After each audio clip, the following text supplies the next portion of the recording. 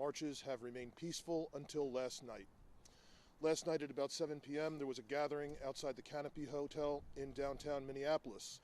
That gathering began as all the other gatherings around hotels had been conducted over the last several days. Largely peaceful, mainly a noise protest that was occurring, trying to disrupt the activities at the hotel. Unfortunately, that changed last night. Individuals at the Canopy then began marching on Washington Avenue towards the Depot and the Renaissance Hotel. While they were there, some individuals broke off from that group, and in the rear, they caused some damage to that hotel, damage to some of the windows and some graffiti damage. They then returned to the Canopy Hotel, where the Minneapolis Police Department responded with well over 200 police officers, Minnesota State Troopers, and Minnesota DNR police officers. We initiated a plan and took our time to de-escalate the situation, issued multiple warnings declaring an unlawful assembly, and ultimately then began to move in and disperse the crowd. It was well over 1,000 individuals, we believe, that were assembled there. And as those individuals broke off from the crowd, we had some other marches that then continued downtown. Ultimately, by 1 a.m., all of these individuals were either dispersed or placed under arrest. There were 29 arrests last night. We are aware of one police officer that was injured from a chunk of ice that was thrown at them. Other than that, we are not aware of any other injuries. I just want to say I'm incredibly proud of the police officers in this town and the state law enforcement officers and all the other police that have been here with us through this. What you saw last night was a disciplined and restrained response. I think it was highly professional, and I'm thankful for the members of the community who understand our need to keep things peaceful, and I'm thankful for those officials and others that are continuing to call for peaceful protest and assembly.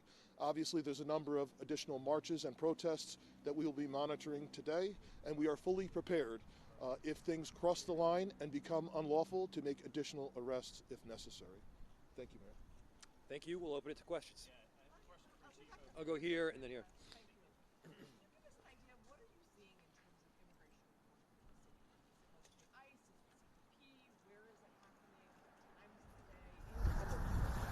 I'll turn it over to Chief O'Hare for a little bit more of an update. The question is, what kind of immigration enforcement are we seeing in the city?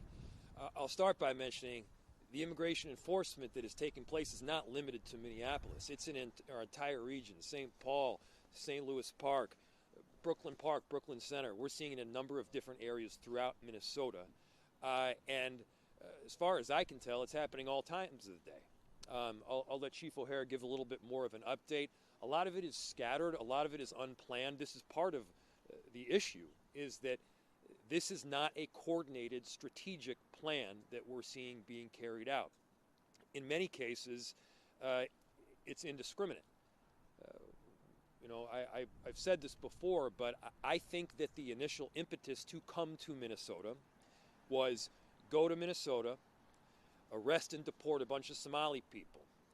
And then they get here and they realize that the Somali people that would be arrested or deported are all legal. They're American citizens. You can't do that. And so there's not like some meatpacking plant or factory where you can go and get a bunch of Somalis. And then they turned their ire towards our Latino community and other immigrant communities that are here. Regardless, these are communities that make Minneapolis a better place.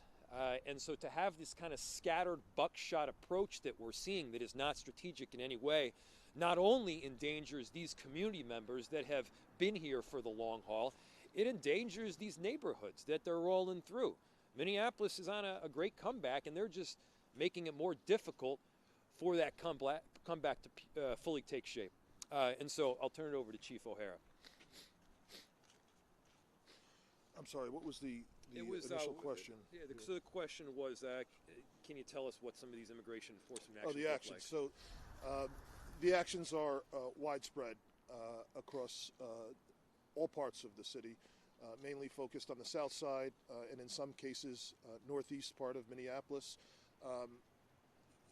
There are oftentimes what appear to be arrests made from vehicles, and we have had reports that come in of vehicles that are abandoned that we then have to respond to tow the vehicles.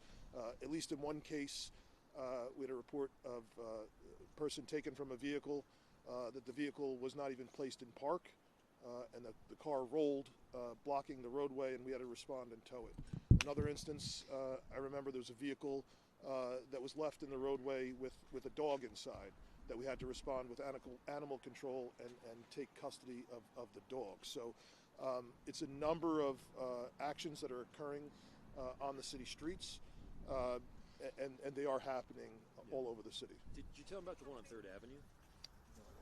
So just to give you another example of how reckless some of these actions are, maybe 12 blocks from here, 10 blocks from here, over on 3rd Avenue, there was an ICE action that took place.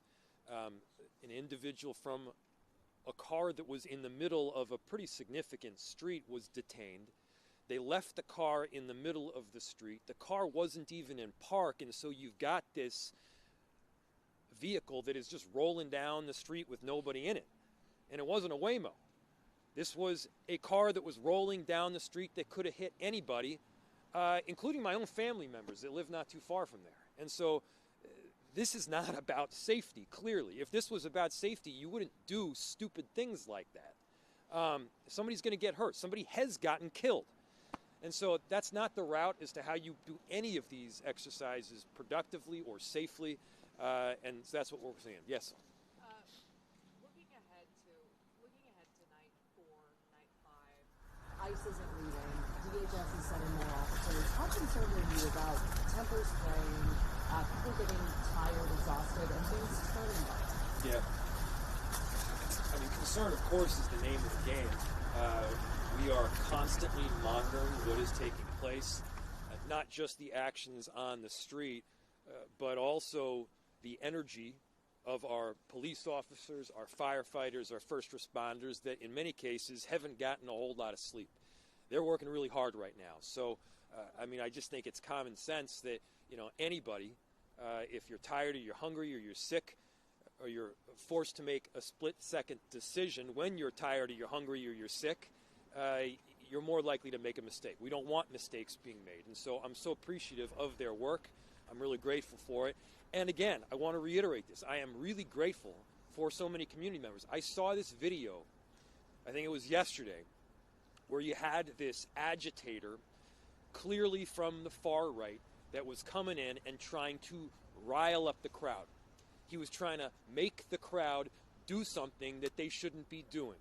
He was trying to make the crowd take the bait so that they would give the authorization, or at least an excuse for the Trump administration to come in even more. It was so awesome that not only was the crowd not taking the bait, they were basically blowing them off. They were grinning down the bear. And I think that is emblematic of what's happening in Minneapolis right now. We are grinning down the bear. We are meeting a whole lot of despair with a lot of hope. We are doing right. We are being strategic. And yes, for those that aren't being strategic, for those that are taking the bait and causing property damage or otherwise, there are consequences. We're holding the line here all the way. Related to the shooting, I understand the officer, the ICE officer that shot this woman was treated at a hospital. Can you elaborate a bit on the nature of that, any injuries, where he was treated, when he was treated, how long he was in medical care? I think you're referencing the ICE agent, yes. And I don't have any information on that. Do you? No, we don't know. There are some people online who are frustrated that they thought Minneapolis Police Department left the scene of the protest last night. Of course, you guys came back and state police came as well. Can you describe to us the strategy behind when you're not present at those protests and when you decide to come in? So this is a fine line that we have to walk, because unfortunately there's a whole lot of people that once we inject ourselves into a situation, then want to turn their frustration and their anger on us. So what we do is we act very strategically with restraint. We take our time.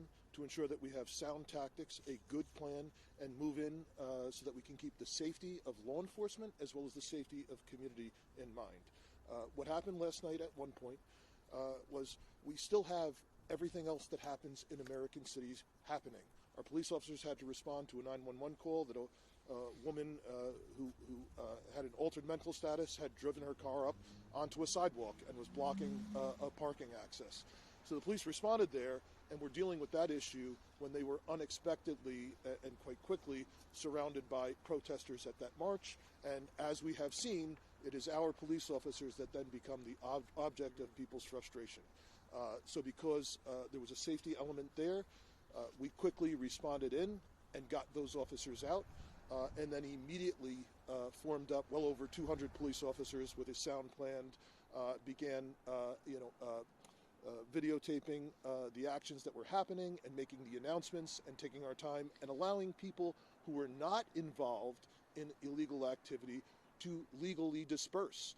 But once it became clear, I think it was around 10:15 that we declared that. Once it became clear that there were individuals that were not going to abide by our direction to leave, they were placed under arrest.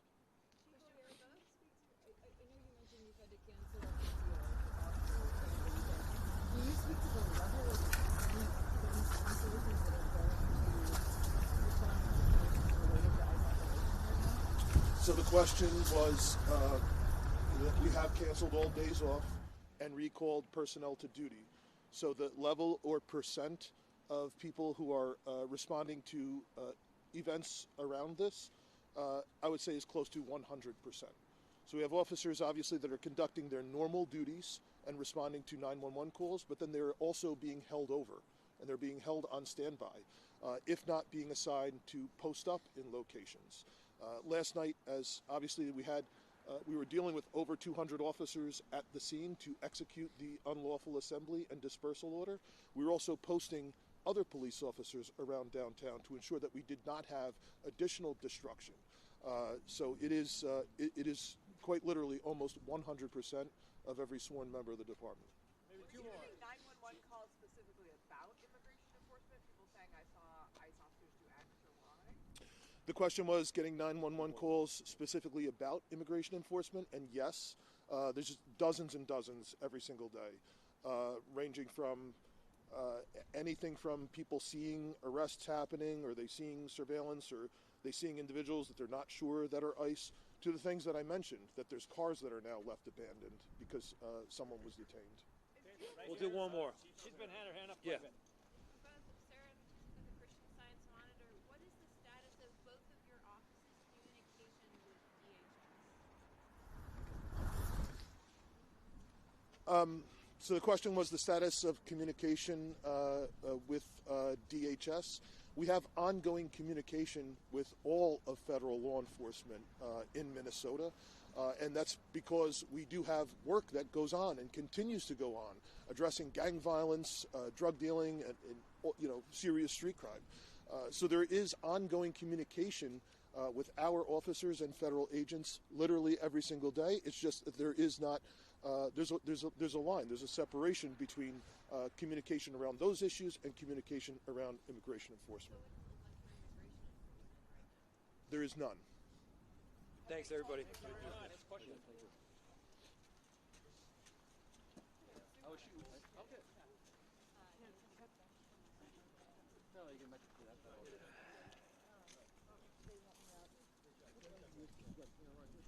Go with the police car behind her. Right there. Here.